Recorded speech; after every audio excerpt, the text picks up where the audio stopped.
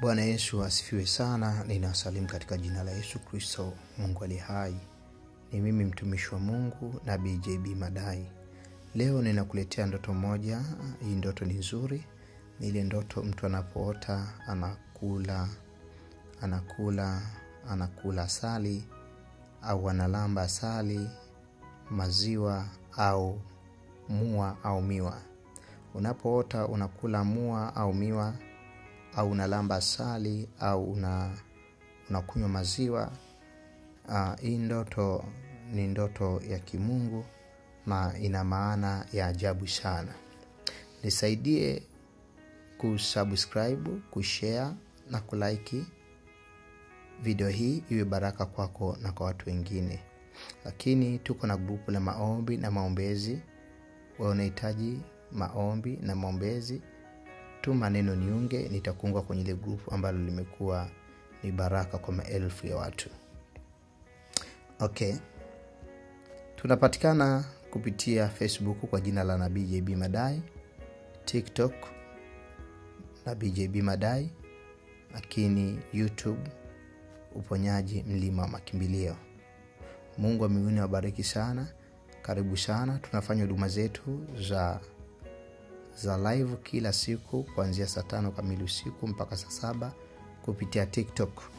Hapo tunajifunza vitu vingi na Mungu anatukuzwa katikati yetu. Haya, twende pamoja na mimi tukajifunze hii ndoto. Mtu unapoota unakula mua au unakunywa maziwa au unalamba asali. Ndoto hii ni ndoto ya habari njema. Unapoota uko na hivi vitu unavitumia, maana yake ni hii. Ni Mungu anakujulisha kwamba majira yako yamefika.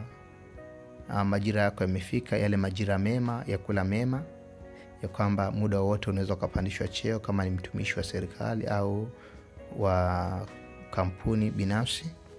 Lakini kama ni mfanyabiashara, biashara yako inaenda kukua kwa viwango vya ajabu. Kama ni mfugaji, kama ni mkulima, Mungu anaenda kukuongeza na kukuzidisha.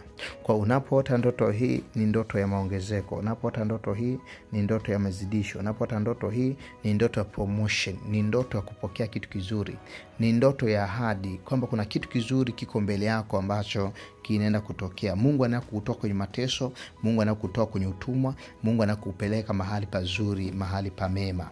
Biblia inasema kwenye ile kitabu cha Kutoka 13:5, itakuwa hapo Bwana atakapowaleta mpaka nchi ya Kanaani na Wahiti na Waamori na Wahivi na Wayebusi, nchi hiyo aliyowapia baba zako kwamba atakupa wewe, kwamba Mungu atakupa wewe, na ni nchi imiminikayo maziwa na asali. Ndipo mtakapo ushika utumishi huu katika mwezi huu. Unaona? Anasema kwamba atakupa wewe. Kwa unapoota unakula hivi vitu, ni Mungu anaenda kukupa kitu kizuri. Mungu anaenda kufanya kitu kizuri kwenye maisha yako. Na unapoota ni mume wako, ni watoto wako, na iko hivyo kuna kitu kizuri kinaenda kuwatokea wao. Mungu wa mbinguni awabariki kwa ndoto hizi na nyingine.